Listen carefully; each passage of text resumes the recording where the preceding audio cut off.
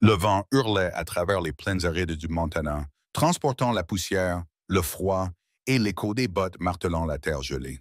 Lydia Hayes se pressa contre le mur éclaté de la vieille grange, le cœur battant à tout rompre, tandis que des voix s'élevaient de la ferme, celle de son père, aiguë, ivre, désespérée, et une autre, plus froide, plus sombre, appartenant à un homme qu'elle ne connaissait pas. Thomas, dit l'inconnu d'un ton calme comme l'acier, je me fiche de tes excuses. Tu me dois de l'argent et je récupère toujours ce qui m'est dû. À travers une fissure dans le bois, Lydia l'aperçut. Roy Cutter, l'homme dont les gens murmuraient chaque fois qu'une fille disparaissait des camps miniers. Son manteau noir était couvert de poussière. Sa main gantée reposait sur le pistolet à sa hanche, comme s'il faisait partie de lui. Son père se tenait devant lui, mal rasé et tremblant, ses doigts tripotant nerveusement un verre de whisky vide. J'ai juste besoin de plus de temps, dit Thomas. Les récoltes ont été mauvaises, les esprits sont secs. Tu sais comment c'est? Cutter l'interrompit d'un petit rire. Du temps. Tu en as eu beaucoup. Je m'occupe des paiements, pas de la pitié. Il regarda autour de lui dans la ferme sombre, ses yeux s'arrêtant sur la vieille photo de la famille Hayes accrochée au mur. Il te reste encore quelque chose, n'est-ce pas? Lydia n'entendit pas les mots suivants de son père, mais elle le vit jeter un coup d'œil vers la grange. Son estomac se noua. Elle connaissait ce regard. C'était le même regard qu'il avait eu lorsqu'il avait vendu la bague de mariage de sa mère, lorsqu'il avait troqué le dernier cheval, lorsqu'il avait abandonné les terres derrière le ruisseau. À chaque fois, ce regard signifiait que quelque chose d'autre allait lui être enlevé. À l'intérieur de la grange, son frère Caleb donnait des coups de pied dans la terre, la voix basse et sifflante. « Tu ferais mieux d'arrêter de te cacher, Lyd. Puis, va faire ce qu'il a à faire.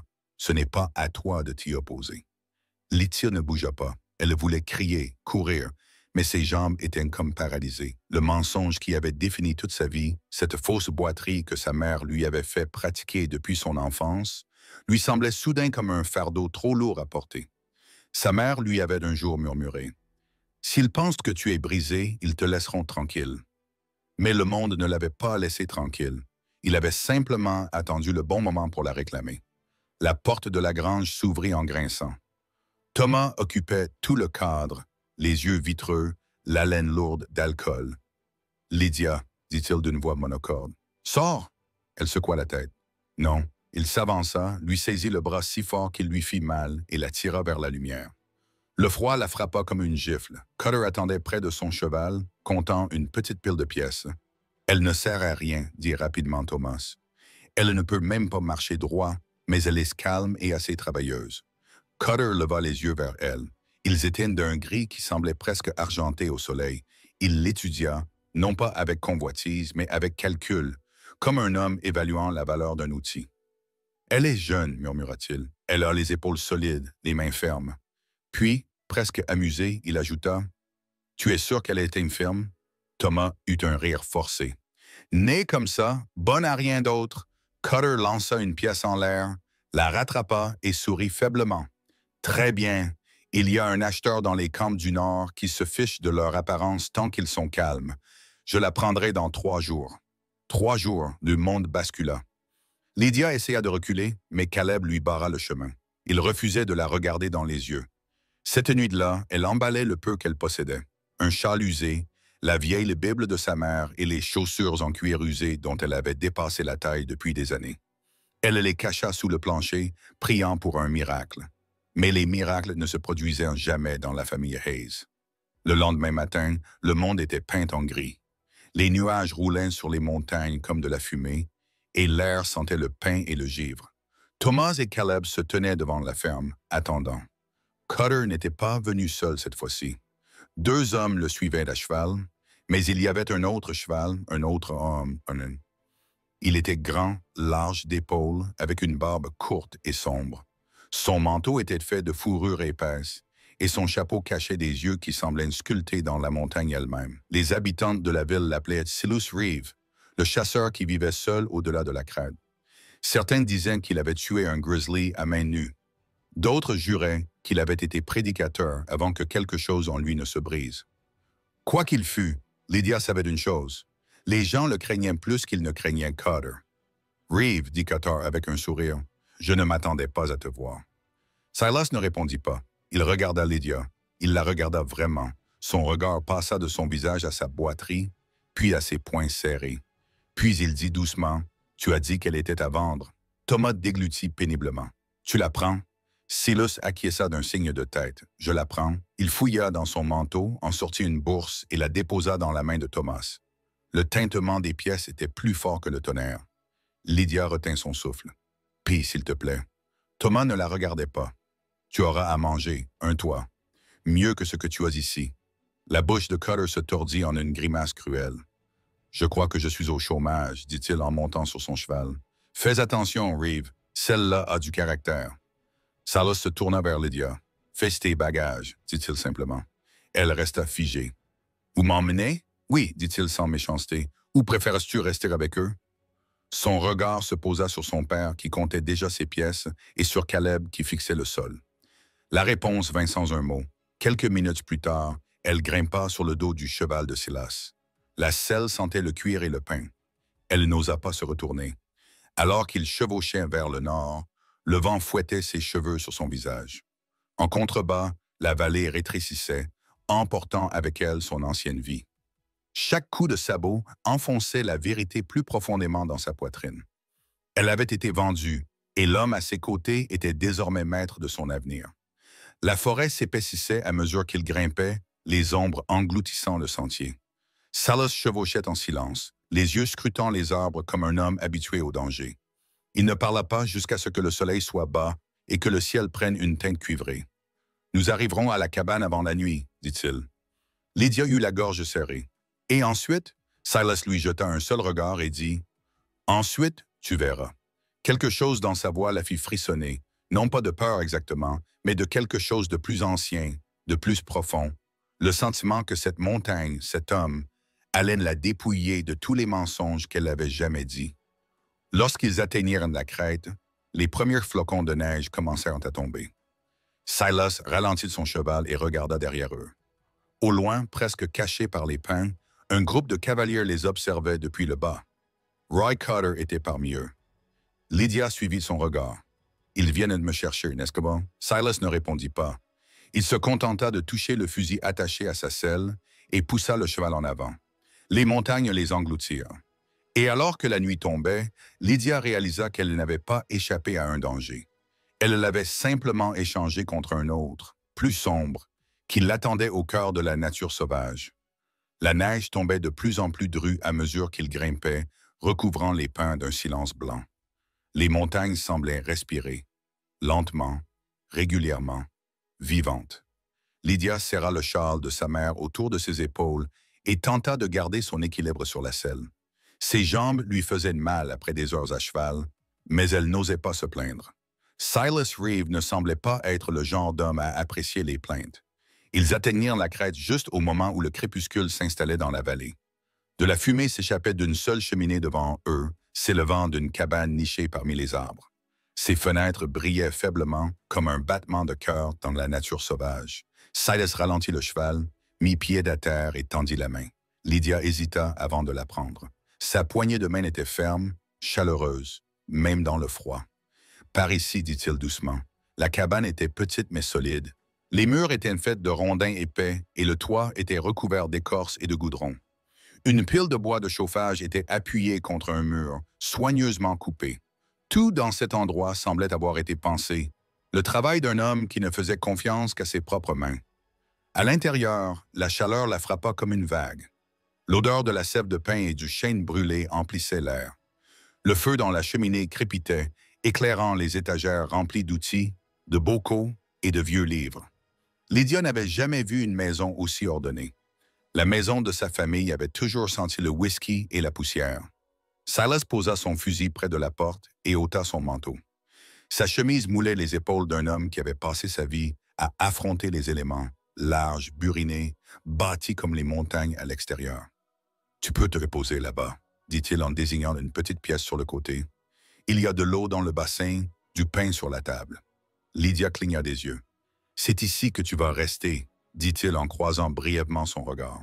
« Jusqu'à ce que tu décides où tu préfères aller. » Ces mots la surprirent.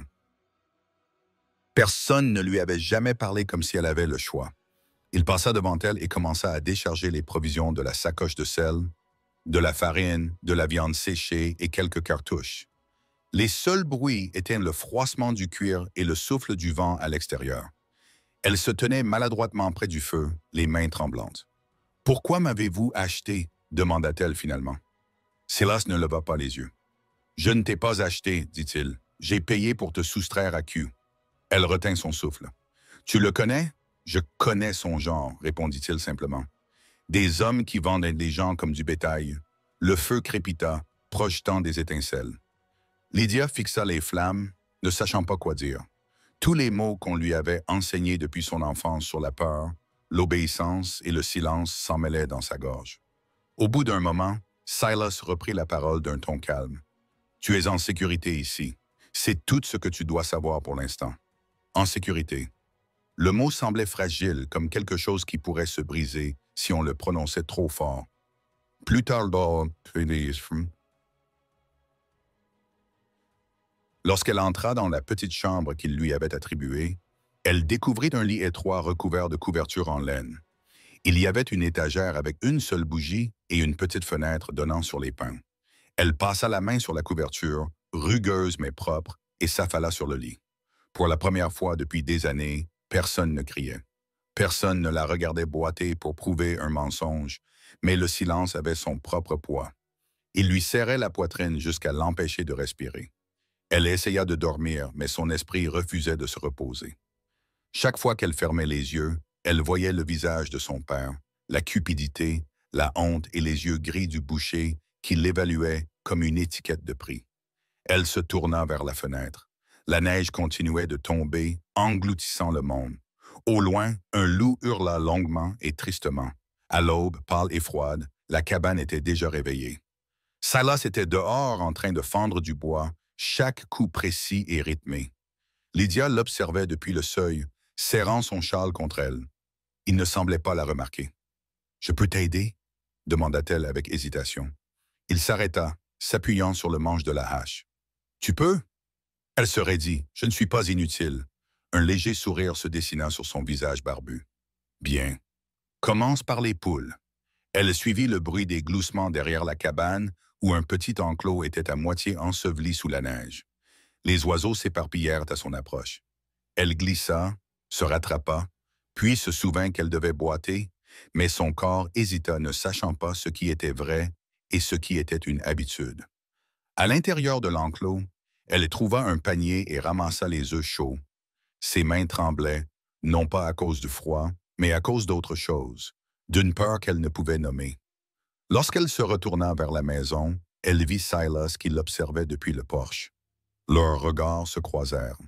Il ne dit rien, mais elle se sentit mise à nu.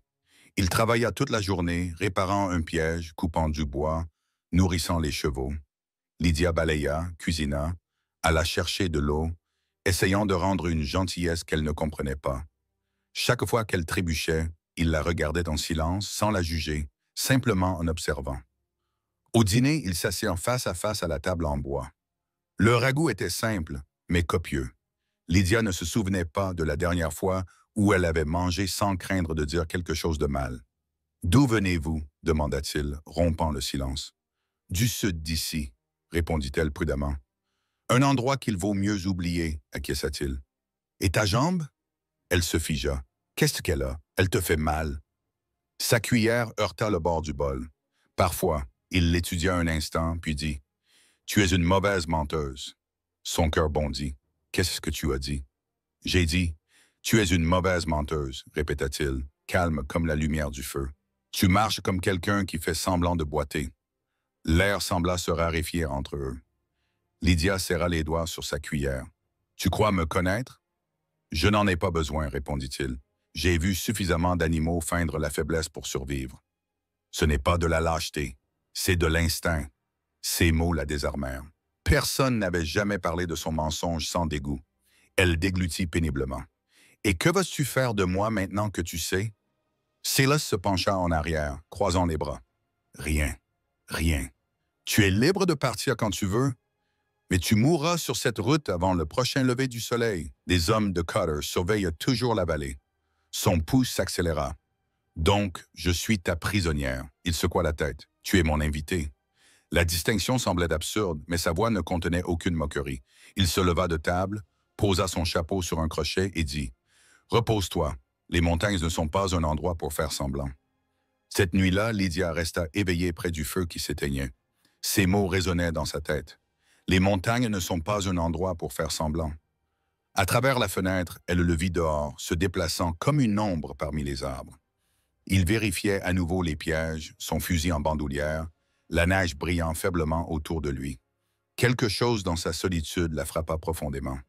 Un homme seul, craint de tous, mais pourtant capable de douceur.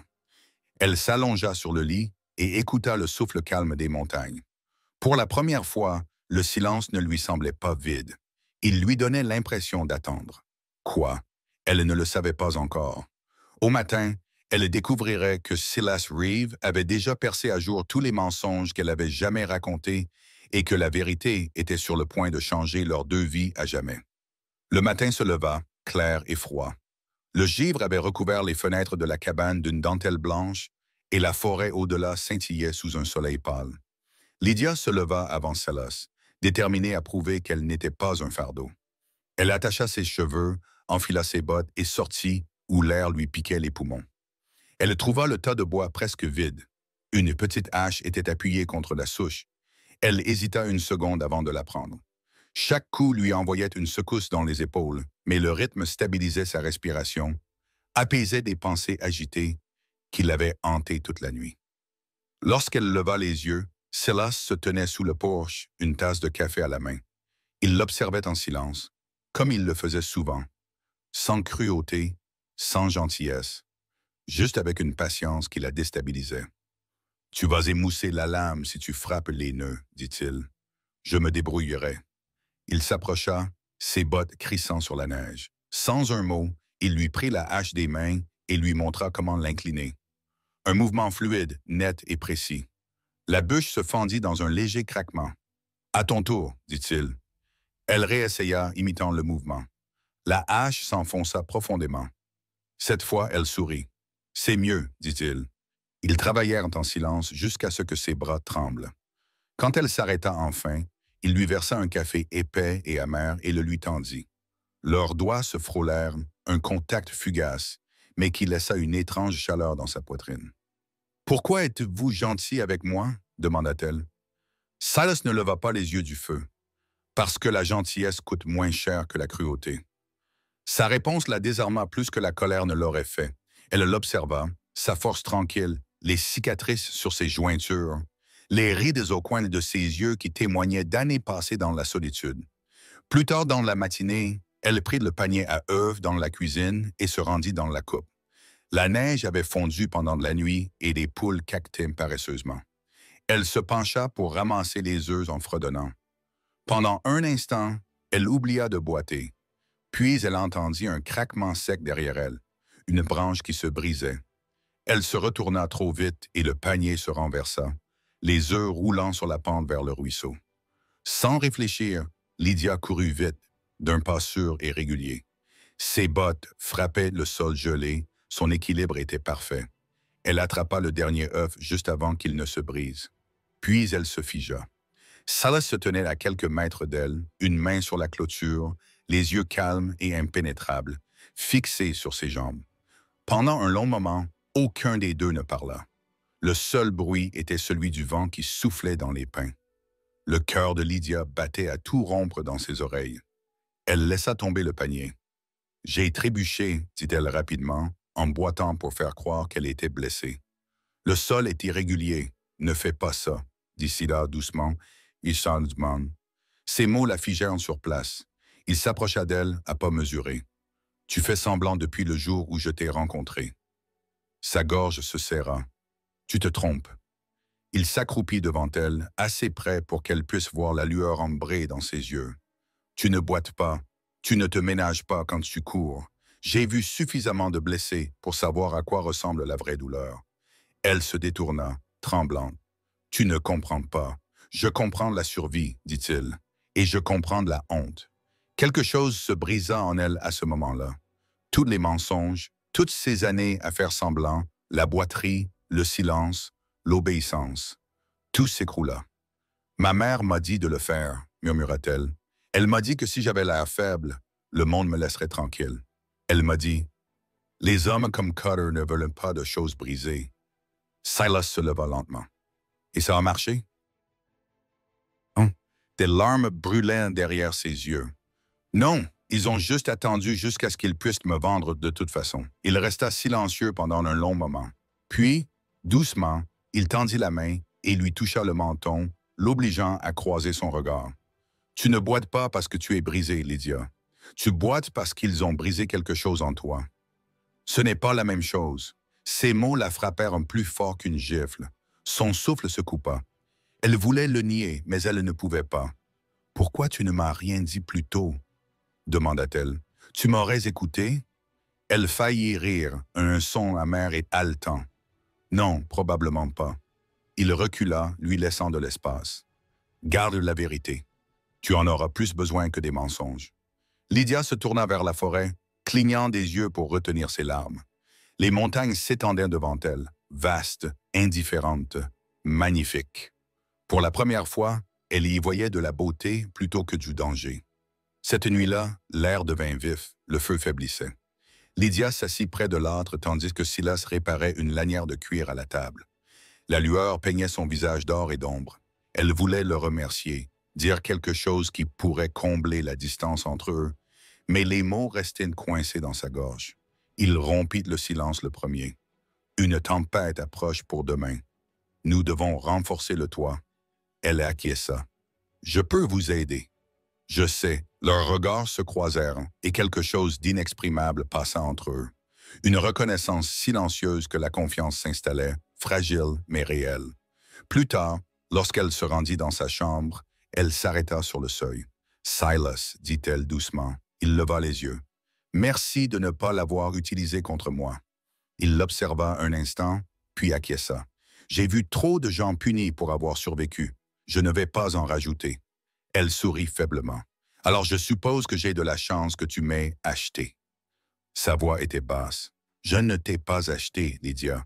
Je t'ai juste empêché d'être enlevée. » Elle partit avant qu'il ne puisse voir les larmes qui remplissaient ses yeux.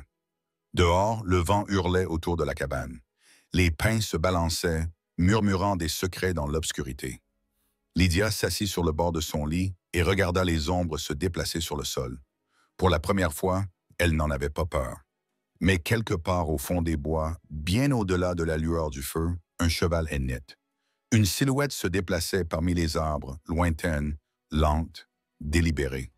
Les hommes de Cutter n'avaient pas quitté la vallée, et même si Lydia ne le savait pas encore, la vérité qu'elle venait de confesser allait bientôt ramener le danger à leur porte et les forcer, Silas et elle, à affronter le passé dont aucun d'eux n'avait vraiment échappé. La tempête arriva avec fureur. Le vent déchira les arbres, secouant la cabane jusqu'à faire gémir les murs. La neige tombait à l'horizontale, épaisse et rapide, engloutissant le monde dans un manteau blanc. Lydia se tenait à la fenêtre, regardant la tempête, son reflet vacillant dans la faible lumière. Chaque rafale ressemblait à une voix qui l'appelait. Silas était dehors, en train de resserrer les cordes le long du toit. Elle voulait lui dire de rentrer, mais il ne l'écouterait pas. C'était ainsi que fonctionnaient les hommes comme lui. Ils combattaient les tempêtes comme d'autres combattaient la culpabilité. Lorsqu'il revint, son manteau était trempé et sa barbe gelée. Il posa ses outils et brossa la neige de ses épaules. « Ça tient, dit-il. Tu n'aurais pas dû sortir par ce temps, répondit Lydia. Il leva les yeux vers elle, le regard fatigué mais calme. La montagne se fiche que je doive ou non. Soit tu te prépares, soit tu perds. Elle aurait voulu discuter, mais elle s'abstint. Sa certitude la rendait silencieuse. Elle se retourna vers le feu où les flammes sifflaient et se courbaient sous le souffle du vent. La pièce semblait trop petite, trop fragile pour contenir tout ce qu'elle ressentait. De la gratitude, de la peur, de la confusion et cette étrange chaleur qui grandissait à chaque fois qu'il lui parlait. Lorsque le vent finit par se calmer, la nuit était déjà tombée. Ils mangèrent leur ragoût en silence. Le seul bruit était le crépitement du feu et le lent retrait de la tempête dans la vallée. Les pensées de Lydia vagabondèrent vers ce qu'il avait dit à propos de perdre et elle se demanda combien de fois cela lui était arrivé. Elle le regarda, puis observa attentivement la cicatrice qui allait de sa mâchoire à son cou, ses mains rugueuses, ses yeux qui semblaient plus vieux que son âge. « Silas, dit-elle doucement, qui t'a fait du mal? » Il ne répondit pas tout de suite. La cuillère dans sa main s'immobilisa. « Le monde, dit-il finalement, comme tout le monde. » Ce n'était pas la réponse qu'elle attendait, mais elle était honnête.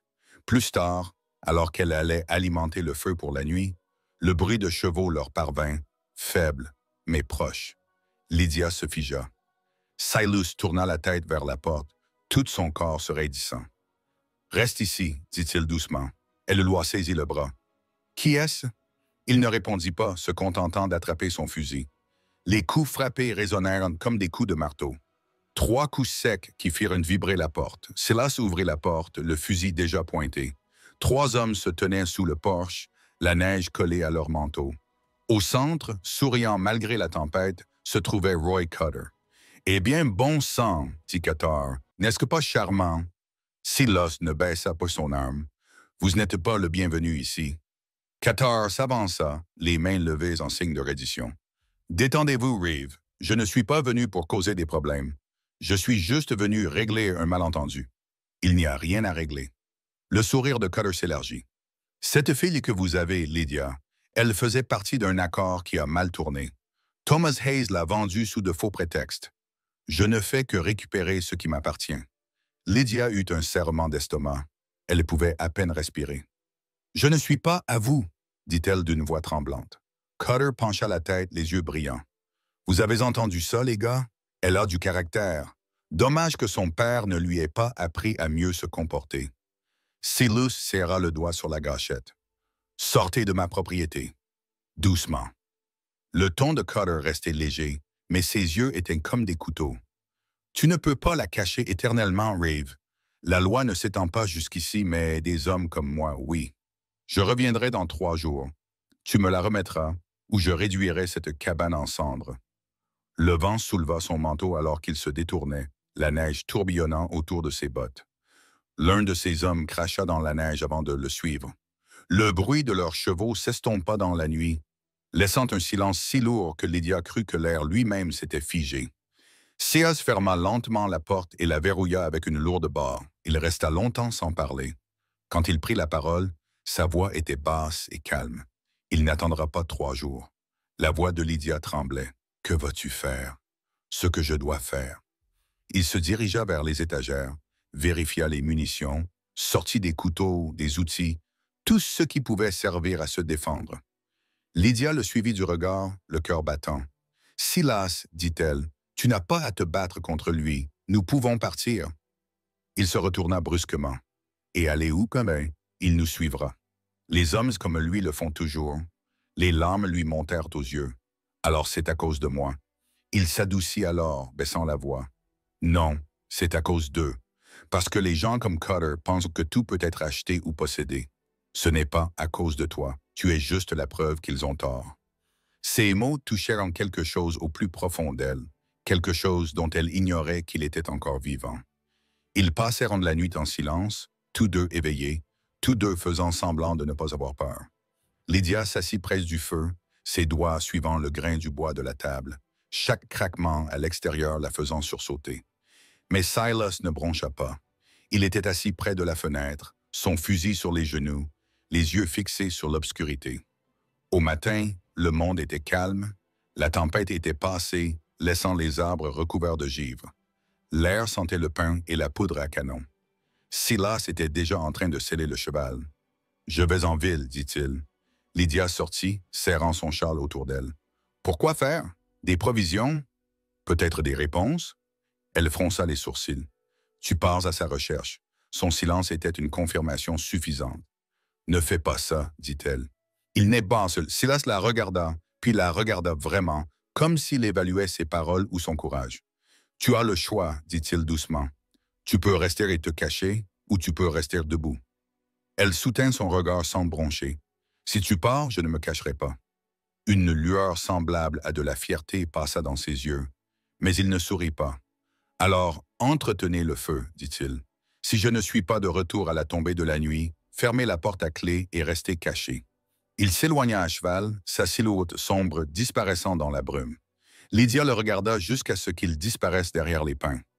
Le silence qui suivit était insupportable. Elle passa la journée à faire les 100 pas dans la cabane, jetant un coup d'œil par la fenêtre toutes les quelques minutes. L'attente était une torture en soi. Lorsque le soleil commença à décliner, sa crainte se confirma. Quelque chose n'allait pas. Elle s'apprêtait à sortir lorsqu'elle l'entendit. Le bruit lointain de sabots. Elle fut envahie par un sentiment de soulagement, mais seulement pendant une seconde. Le cavalier qui émergea des arbres n'était pas Silas. C'était l'un des hommes de Cutter. Une silhouette longiligne affalée sur sa selle, le manteau trempé de sang. Son cheval trébucha, manquant de tomber avant d'atteindre la cabane. Lydia se précipita, le cœur battant à tout rompre. L'homme glissa de la selle et s'effondra dans la neige. « À l'aide !» haleta-t-il. « Ils l'ont trouvé. »« Qui ?» murmura-t-elle, même si elle le savait déjà. « Cutter! Ils viennent vous chercher tous les deux. » Les yeux de l'homme se révulsèrent, sa main glissa de la sienne. Il ne bougea plus. Lydia se tenait dans l'embrasure de la porte, la neige tourbillonnant autour de ses pieds, fixant la forêt sombre en contrebas. Au loin, faible mais indubitable, elle entendit l'écho d'autres chevaux, dont beaucoup grimpaient vers la montagne. Cutter n'attendait pas 3 jours. Il arrivait maintenant, et Silas Reeve était introuvable. Lydia traîna le corps de l'inconnu à l'intérieur avant que la neige ne l'ensevelisse complètement. Ses mains tremblaient, non pas à cause du froid, mais de la peur. Le sang sur son manteau avait déjà commencé à geler, devenant sombre et rigide. Elle ne connaissait pas son nom, s'en moquait. Ce qui importait, c'était le message qu'il avait apporté. Cutter avait trouvé Silas, et il arrivait. Le vent hurlait dehors, faisant vibrer la porte de la cabane comme un avertissement. Lydia jeta une autre bûche dans le feu et saisit le fusil de Silas. Son poids la surprit, plus lourd qu'elle ne l'avait imaginé, solide et froid. Elle se souvint de ses paroles. « Tu peux rester et te cacher, ou tu peux te battre. » Elle n'allait pas se cacher. Pas encore. Elle barricada la porte et vérifia les fenêtres, respirant par petits coups saccadés. Des ombres vacillaient dehors, la forêt en mouvement ou des hommes. Impossible de le dire. Chaque souffle de vent lui semblait être un pas. Quand la nuit tomba, elle l'entendit. L'écho des sabots qui montaient le sentier. Lent, délibéré, trop nombreux pour être comptés. Lydia se plaqua contre le mur, serrant fermement le fusil. Puis un bruit, un coup sec et pressant. Son cœur bondit. Lydia. C'était Silas. Elle lâcha le fusil et courut vers la porte, tâtonnant avec le loquet. Lorsqu'elle s'ouvrit, il faillit tomber à l'intérieur. Du sang coulait sur sa tempe, son manteau était déchiré. Il tituba et se rattrapa à la table. « Ils m'ont attaqué à la sortie de la ville, » dit-il entre ses dents serrées. « J'en ai abattu un. Les autres sont juste derrière. » Lydia l'aida à s'asseoir sur une chaise. « Tu es blessé. »« Pas assez pour m'arrêter, » dit-il en sortant son revolver de sa ceinture et en vérifiant le barillet. Ses mains étaient fermes, mais son visage était pâle. Elle versa de l'eau dans une bassine et déchira des bandes d'un drap en lin. « Ne bouge pas, » grogna-t-il pendant qu'elle nettoyait la blessure. L'air entre eux vibrait d'une peur tacite et de quelque chose de plus profond, la proximité désespérée de 2 personnes acculées par le même destin. « Combien ?» demanda-t-elle. « 6, peut-être plus. Les Cutters les menaient. » Elle noua fermement le dernier bandage. « On ne peut pas combattre 6 hommes. » Il leva les yeux vers elle, vifs et clairs malgré le sang. « On peut, si on les fait venir à nous. » Il se leva en boitant légèrement et se dirigea vers la porte arrière. « J'ai des pièges près de la crête. Des pièges à ours, des collets, des cordes. On utilise la montagne. Les forcer à se séparer. » Lydia le suivit dehors, le froid lui transperçant les poumons. La lune était pâle, projetant une lumière argentée sur la neige. Silas la conduisit à l'arbre où des mâchoires de fer brillaient, à moitié enfouies sous la poudreuse. Il lui montra comment les réinitialiser, comment étaler des aiguilles de pain pour cacher les dents. Elle travailla rapidement, les doigts engourdis mais assurés. Lorsqu'elle leva les yeux, Silas la regardait à nouveau, avec la même expression indéchiffrable. « Quoi ?» murmura-t-elle. « Tu n'as plus peur. »« Si, » répondit-elle doucement. « J'ai juste arrêté de fuir. » Il hocha légèrement la tête, presque en signe d'approbation. C'est la différence entre vivre et survivre. Ils finirent de poser les pièges et retournèrent à la cabane. Le feu brûlait faiblement, projetant des reflets vacillants sur le plancher en bois. Silas vérifia son fusil, chargea 2 pistolets et lui en tendit un. « Tu en as déjà utilisé un? »« Non. Alors tu apprendras vite. » Il plaça sa main autour de la crosse, ajusta ses doigts, lui montra comment respirer avant d'appuyer sur la détente. « Tu ne tirais pas pour effrayer, dit-il. Tu tires pour arrêter ce qui arrive. » Elle acquiesça, le cœur battant. Ils attendirent, les minutes s'étirant dans l'heure. Puis, vers minuit, le bruit se fit à nouveau entendre. Les chevaux étaient plus proches maintenant. Des voix se faisaient entendre à travers les arbres, rauques et assurées. Silas se dirigea vers la fenêtre. Ils se séparent, la moitié à l'avant, l'autre à l'arrière. Lydia leva le pistolet, les paumes moites de sueur. Le premier coup de feu brisa le silence. Un éclair sur la crête, suivi d'un cri. L'un des pièges s'était déclenché. Un autre cri, puis le bruit des sabots qui s'éloignaient. Silas tira par la fenêtre et les tirs de riposte explosèrent contre les murs de la cabane. Des éclats de bois volèrent. Lydia se baissa, le cœur battant à toute rompre. « Restez baissés !» cria Silas. Elle rampait vers la porte latérale, jeta un coup d'œil dehors. Une ombre se déplaçait rapidement entre les arbres, accroupie. Elle stabilisa sa respiration et appuya sur la gâchette. Le recul la projeta en arrière. Le bruit était assourdissant. La silhouette tomba, roula une fois, puis ne bougea plus. Ses mains tremblaient violemment, mais elle se força à recharger. « Bien !» cria Silas d'une voix rauque. « N'arrête pas !» Ils se battirent pendant ce qui leur sembla être des heures. La nuit explosait sous les cris des coups de feu et le sifflement du vent dans les pins. Lydia cessa de compter le nombre de victimes. La peur avait disparu, remplacée par quelque chose de féroce et de froid. Lorsque les coups de feu cessèrent, la montagne redevint silencieuse. De la fumée s'échappait des canons des fusils. Silas s'appuya contre le mur, haletant. « 3 morts, marmonna-t-il. Les autres battirent en retraite. Lydia s'effondra à genoux près de la cheminée, tremblant de tout son corps. Reviendront-ils? Il acquiesça. À l'aube, elle le regarda alors, vraiment, l'épuisement sur son visage, le sang sur sa manche. Sans réfléchir, elle tendit la main et toucha son bras. « Alors nous serons prêts. » Sa main recouvrit la sienne, rugueuse et chaude. « Tu en as fait assez pour une nuit. » Mais elle secoua la tête. Pas avant que tout cela soit terminé. Il sourit faiblement, le premier vrai sourire qu'elle lui voyait. « Tu parles comme moi. » Ils restèrent assis là en silence pendant un long moment, écoutant le crépitement du feu et le vent qui se calmait. La cabane sentait la fumée et le fer. Lydia appuya sa tête contre le mur et ferma les yeux.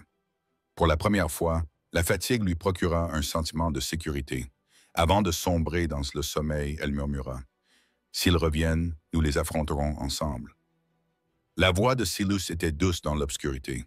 Ensemble. Dehors, la neige avait cessé de tomber. Les nuages s'étaient dissipés et le clair de lune inondait la montagne. En contrebas, loin sur le sentier, des torches vacillaient, faibles mais régulières. Les hommes de Cutter n'étaient pas partis. Ils se regroupaient et cette fois, Qatar lui-même les menait vers la crête. À l'aube, la montagne serait rouge de sang. L'aube s'étendit lentement, grise sur la montagne. Les pins se dressaient, silencieux, lourds de neige, et le monde semblait suspendu, trop immobile, trop calme. Lydia était assise près du feu mourant, le pistolet sur les genoux, regardant l'horizon passer du fer à l'or pâle. Silas était déjà dehors, vérifiant les pièges qu'ils avaient posés la veille. Sa silhouette se déplaçait dans la brume comme une ombre qui refusait de s'estomper. Elle entendit le crissement des bottes derrière la cabane et tendit la main vers le pistolet. Mais ce n'était que Silas qui revenait. Son visage était dur, son souffle formait de la buée dans l'air. « Ils sont partis », dit-il en redescendant la crête. Ses épaules se détendirent. « Alors, c'est fini ?» Il secoua la tête. « Non, Cutter ne s'enfuit pas. Il se regroupe. Il attendra le lever du jour pour finir ce qu'il a commencé. » Lydia se leva, les mains tremblantes. « Alors nous ne pouvons pas rester ici.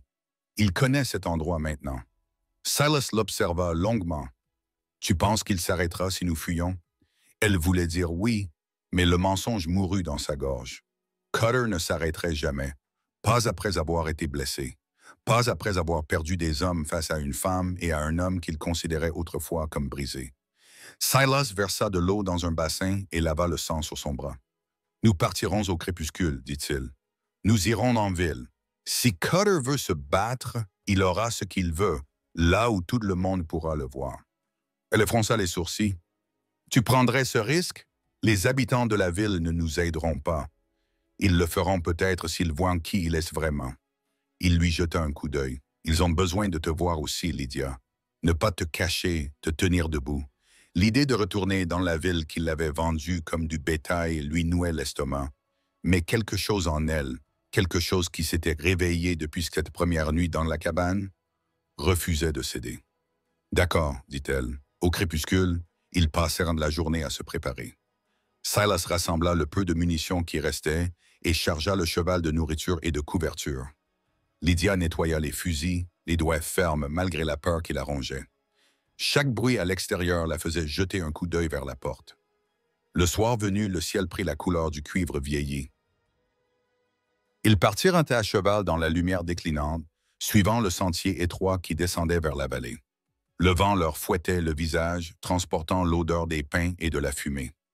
Lydia jetait sans cesse des coups d'œil par-dessus son épaule, s'attendant à voir des torches brûler derrière eux, mais la forêt restait silencieuse. À mi-chemin, Silas ralentit. « Nous allons nous arrêter ici un instant, dit-il. Il mit pied à terre et scruta la crête en contrebas. Il est proche, je le sens. Comment? Demanda-t-elle. Il ne répondit pas, se contentant de pointer du doigt une lueur lointaine entre les arbres. La lumière d'une torche. Les hommes de Cutter attendaient sur la route principale, exactement là où elle se rétrécissait entre deux rochers. Il n'y avait aucun moyen de les contourner. Silas posa la main sur le fusil en bandoulière dans son dos. « Nous allons passer par là, dit-il. « Tu vas te faire tuer, murmura Lydia. « Peut-être, mais eux aussi. » La lumière de la torche bougea.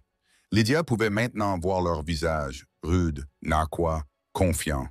Cutter chevauchait au centre, son long manteau claquant au vent. Quand il les vit, il sourit. « Eh bien, regardez ça, s'écria-t-il. Le chasseur et sa proie. » Silas s'arrêta son cheval à 10 pas de distance. « Elle ne t'appartient pas, Cutter. »« Ah non? » Cutter rit en écartant les bras. « J'ai payé cher pour avoir la parole de sa famille. Cela fait d'elle ma propriété. » Lydia serra les poings sur la selle. « Tu as payé pour des mensonges, dit-elle d'une voix aiguë comme du verre brisé. Et j'en ai assez de vivre sous leur emprise. » Les hommes autour de Cutter murmurèrent mal à l'aise. Silas fit un pas en avant. « Tu la veux? Viens la chercher. » Le face-à-face ne dura qu'un instant. Puis Cutter sortit son arme. Le monde explosa. Silas tira le premier, un tir net et parfait qui abattit l'homme à côté de Cutter. Lydia se baissa alors que les balles déchiraient les arbres. Les chevaux hennissaient. La fumée envahissait l'air, lui brûlant la gorge. Elle sentit Silas l'attraper par le bras et l'attirer de la selle. Par ici. Ils coururent vers les rochers, s'accroupissant derrière eux tandis que les coupes de feu crépitaient au-dessus de leur tête. Lydia riposta, les mains désormais fermes, sa peur consumée par quelque chose de plus intense. 2 des hommes de Cutter tombèrent, les autres se dispersèrent, se regroupant. La voix de Cutter résonna dans le chaos. « Tu crois pouvoir te cacher derrière lui, petite?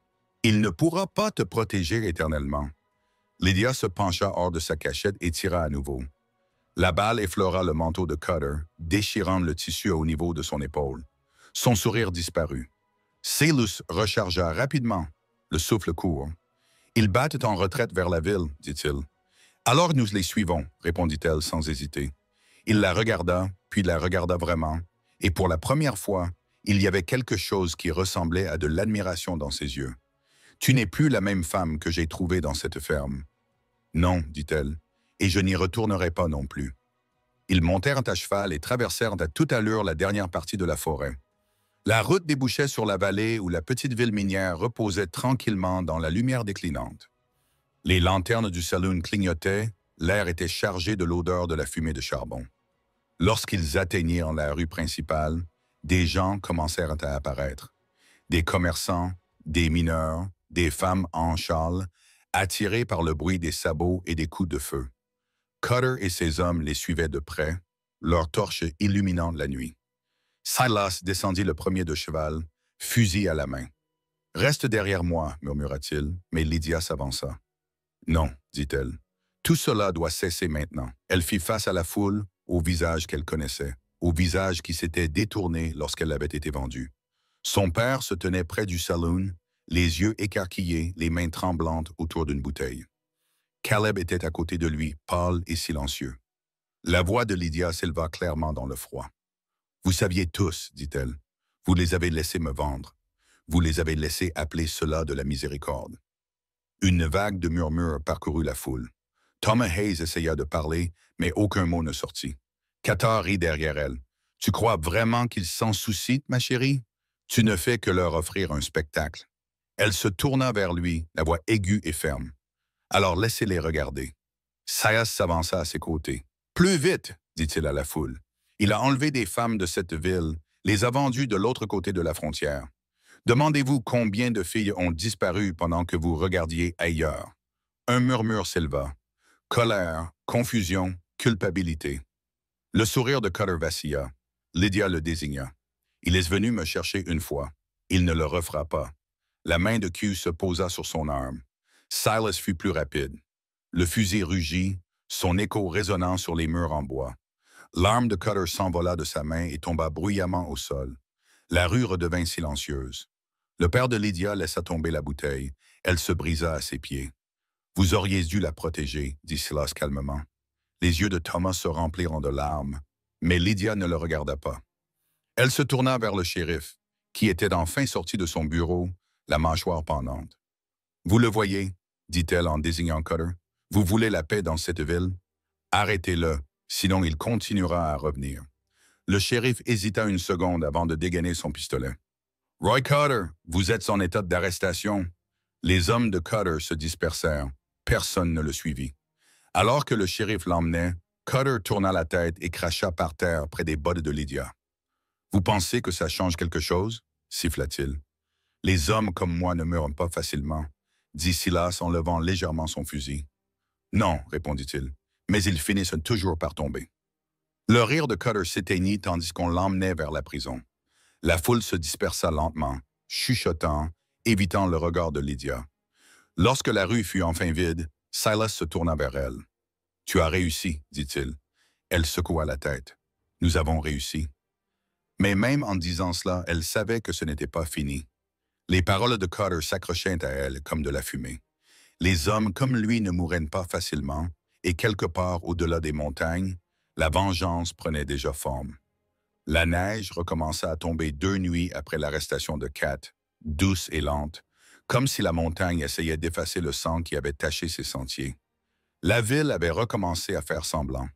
Les mineurs reprenaient leur travail, les commerçants balayaient leurs porches, les femmes fermaient leurs volets tôt. Personne ne parlait des coupes de feu, ni de l'homme enfermé derrière les barreaux dans le bureau du shérif, mais tous regardaient Lydia Hayes lorsqu'elle passait. Elle sentait leur regard posé sur elle, certains avec pitié, d'autres avec honte, quelques-uns avec une admiration silencieuse. Elle gardait la tête haute. À côté d'elle, Silas marchait dans son silence habituel, le col de son manteau relevé contre le froid. Ils étaient descendus de la montagne uniquement pour témoigner, mais le shérif avait insisté pour qu'il reste jusqu'à l'arrivée du juge itinérant. « Il ne restera pas longtemps enfermé, » murmura Silas alors qu'il passait devant le saloon. Cutters avait acheté des hommes dans des endroits pires que celui-ci.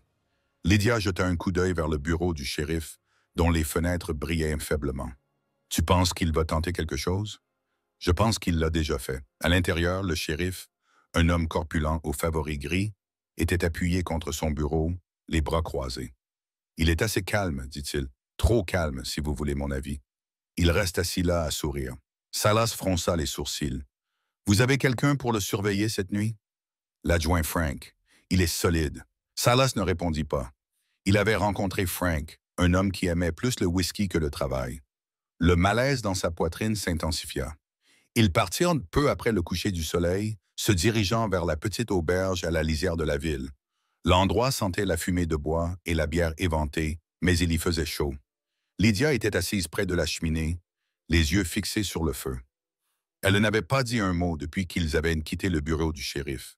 Finalement, Silas demanda doucement, Tu le regrettes. Elle se tourna vers lui. De lui avoir tenu tête? Il acquiesça et son regard s'adoucit. Non, je regrette d'avoir attendu si longtemps. Silas se pencha en arrière, la lumière du feu vacillant sur son visage. Il reviendra te chercher. Ce genre de haine ne meurt pas facilement. Je ne suis plus la femme qu'il a achetée, dit-elle. Et tu n'es plus l'homme qui m'a trouvé. Il sourit faiblement. Peut-être pas.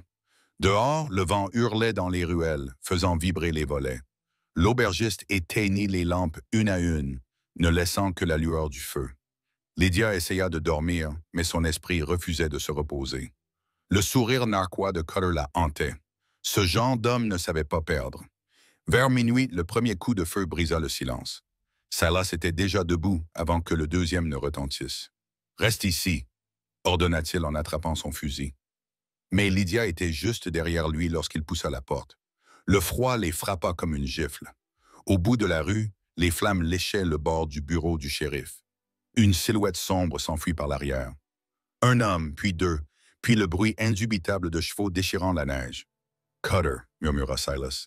Ils coururent à toute vitesse sur la route principale, leurs bottes glissant sur la glace. La porte de la prison était ouverte. L'adjoint gisait à l'intérieur, immobile. La cellule était vide. « Il est parti », murmura Lydia. Silas serra les mâchoires. Il ne partira pas sans avoir terminé ce qu'il a commencé. Ils retournèrent dans la rue. La lueur du feu peignait la neige de rouge et d'or. Les traces de sabots menaient vers le nord, en direction de la montagne. « Pourquoi irait-il là-bas » demanda-t-elle. « Parce qu'il sait que nous y irons. » Ils sellèrent le cheval en quelques minutes, le monde autour d'eux se réduisant au bruit des sabots et du vent. Lydia s'accrocha à Silas tandis qu'il chevauchait à toute allure dans la nuit, le froid transperçant son châle. La montagne se dressait devant eux, sombre, ancienne, indifférente. Quand ils atteignirent la crête, Silas ralentit, à l'écoute. La forêt était silencieuse, trop silencieuse. Puis un faible bruit. Le métal frappant le métal résonna à travers les arbres. « Il est en train d'installer quelque chose », dit Silas. Un instant plus tard, une voix s'éleva de l'obscurité. « Tu as accepté mon marché, Hunter. Tu as volé ce qui m'appartenait. Tu pensais pouvoir m'enterrer dans ta neige? » Cutter sortit de derrière les arbres, fusil à la main, son manteau déchiré et un sourire sauvage aux lèvres. Derrière lui se trouvaient deux hommes, les derniers membres de son équipe. Silas descendit lentement de cheval, faisant signe à Lydia de rester en arrière. « C'est fini pour toi, Cutter. »« Peut-être, » ricana Cutter, « mais je vais m'assurer que tu partes le premier. » Le monde s'agita soudainement. Des coups de feu déchirèrent la nuit. Silas plongea derrière un tronc d'arbre tombé et riposta. Lydia se cacha derrière un pin, le cœur battant à tout rompre. L'odeur de la fumée et de la poudre emplissait l'air. « Lydia » cria Silas, « reste baissé !» Mais elle vit l'un des hommes de Cutter contourner celui-ci, fusil levé. Sans réfléchir, elle se leva, visa et tira. L'homme s'effondra instantanément, épouvante. Silas se tourna vers elle, les yeux écarquillés, non pas de colère, mais d'une sorte de fierté. « Tu vises bien, dit-il. » Le rire de Cutter résonna dans la clairière. « Il t'apprend à tuer, hein? Je suppose qu'elle est vraiment à toi maintenant. » Lydia sentit ces mots la transpercer plus profondément que le froid. « Tu n'as pas à parler de ce que je suis, » cria-t-elle en retour. L'écho engloutit sa voix. Puis Cutter tira à nouveau. La balle frappa Silas à l'épaule, le faisant basculer en arrière. « Dallas !» Elle courut vers lui et s'agenouilla à ses côtés dans la neige. Son manteau était imprégné de sang, qui contrastait avec la blancheur de la neige. « Reste derrière moi, dit-il en serrant les dents. Mais Cutter s'approchait déjà, ses bottes crissant sur la glace. « Tu aurais dû rester dans ta montagne, Reeve. Maintenant, tu vas mourir dans la neige comme tous les animaux que tu as piégés. » Il leva son arme.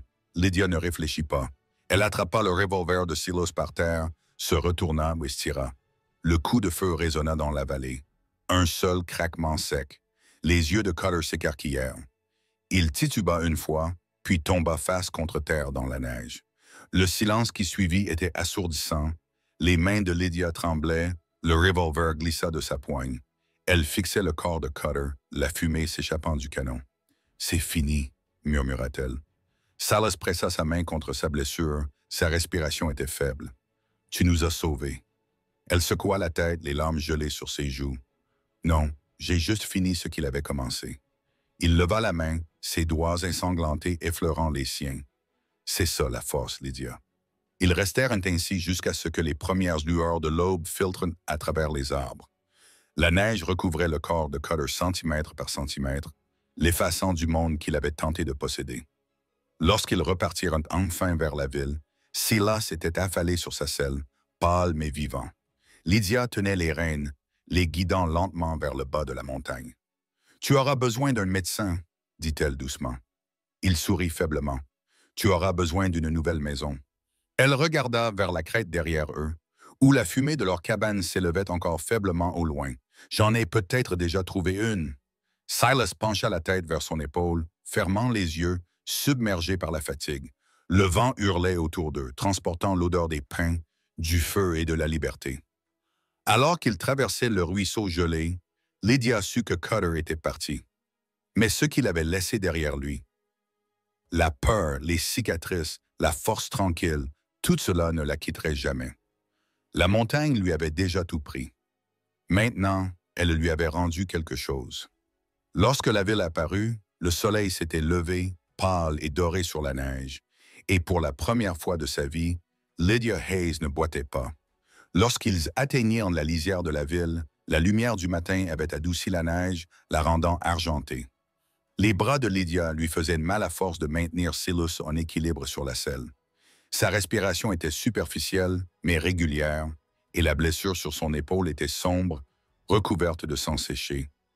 Lorsque les premiers habitants de la ville les aperçurent, des murmures se propagèrent dans la rue au sujet du chasseur en sang et de la jeune fille qui avait tiré sur l'homme que tout le monde craignait.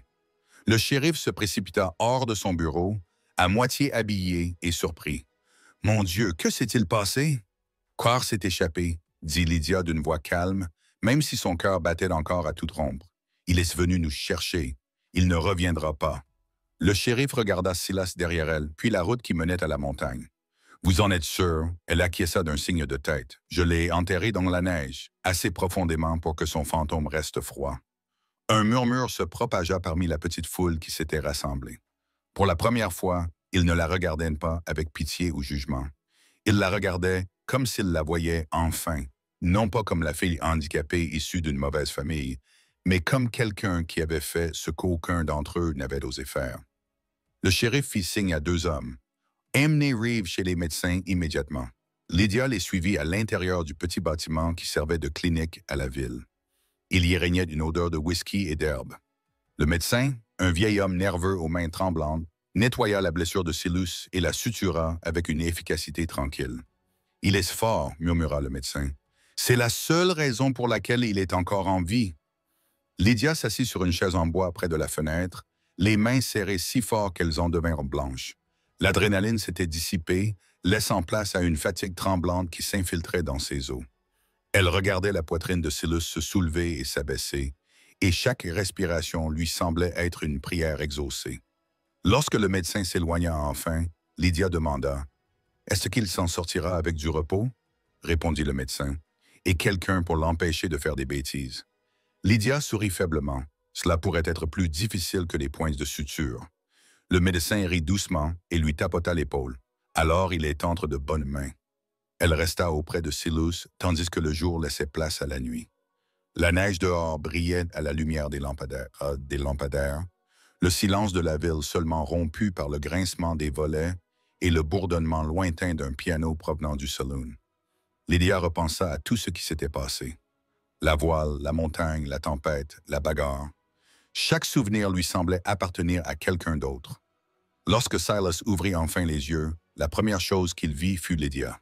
« Tu es resté, » dit-il d'une voix faible. « Je n'allais pas te quitter, » répondit-elle doucement. Il essaya de s'asseoir, grimaçant de douleur. « Nous avons réussi, » dit-elle en hochant de la tête. « C'est fini. » Silas regarda vers la fenêtre où la neige tombait doucement dans l'obscurité. « Rien n'est jamais vraiment fini.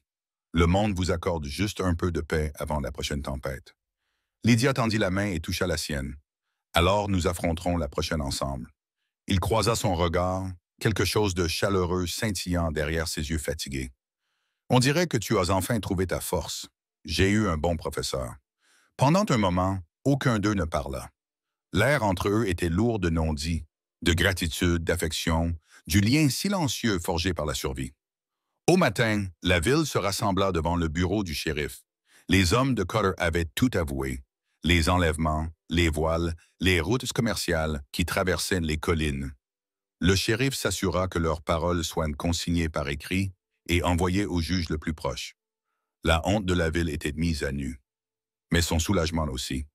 Lydia se tenait sous le porche, regardant les hommes charger les chariots pour le voyage vers l'Est. Elle aperçut son père dans la foule, le chapeau à la main.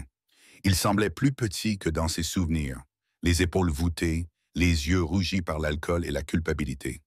Il se traîna vers elle. « Lydia, dit-il doucement, je ne m'attends pas à ce que tu me pardonnes, mais j'ai besoin que tu saches, je pensais faire ce que je devais faire.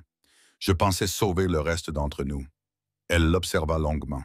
« Tu as vendu ta fille, P. » Il déglutit péniblement, « et je me déteste chaque jour depuis. » La voix de Lydia s'adoucit. « Alors la haine ne t'aidera plus. Fais quelque chose de bien pour une fois. Aide ceux que tu as blessés. » Il acquiesça, les larmes gelées sur ses cils.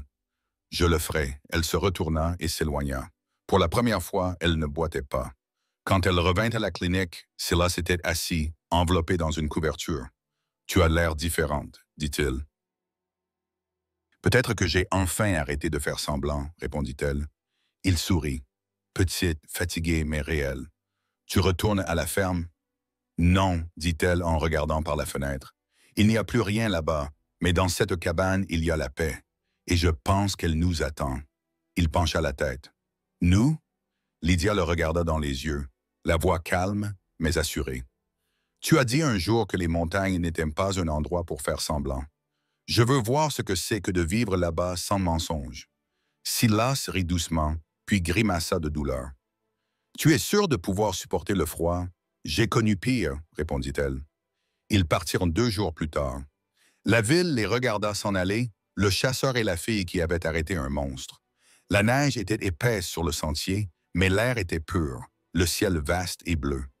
Lydia chevauchait en tête cette fois-ci, les épaules droites, le regard fixé sur la crête d'où s'élevait autrefois la fumée de leur cabane.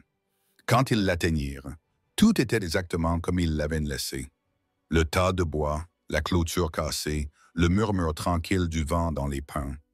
Le monde semblait plus petit ici, mais aussi plus pur. Silas descendit lentement de cheval, ménageant son épaule, et se tint à côté d'elle. « Eh bien, dit-il, on dirait que notre maison se souvient encore de nous. » Lydia sourit. « Alors faisons en sorte qu'elle en vaille la peine. » Ils travaillèrent côte à côte pour reconstruire, déblayer la neige, réparer le toit, empiler le bois de chauffage. Au crépuscule, lorsque les premières étoiles apparurent, Lydia alluma le feu à l'intérieur. La cabane se remplit de chaleur, les ombres dansant sur les murs. Silas s'assit dans son vieux fauteuil, les yeux mi-clos. Lydia versa 2 tasses de café et lui en tendit une. « À la survie, dit-elle. » Il secoua la tête. « À la vérité, dit-elle en levant sa tasse, puis aux 2. Dehors, le vent apportait le faible bruit des loups quelque part au loin. Pas menaçant, juste sauvage, vivant. La montagne était à nouveau calme, gardant ses secrets sous la neige. Silas se pencha en arrière, la voix basse. « As-tu déjà pensé à ce qui va suivre? » Lydia regarda vers le feu. « Tous les jours. Mais pour une fois, cela ne me fait pas peur. » Il acquiesça lentement. « Alors je suppose que nous avons tous les 2 trouvé ce que nous cherchions. » Les flammes vacillèrent et Lydia sourit. Ce n'était pas le sourire prudent de la jeune fille qui se cachait autrefois derrière des mensonges, mais le sourire calme et ouvert d'une femme qui avait affronté son passé et l'avait traversé sans encombre. Dehors, la neige continuait de tomber, recouvrant le monde de blanc. À l'intérieur, 2 survivants étaient assis à la lueur du feu.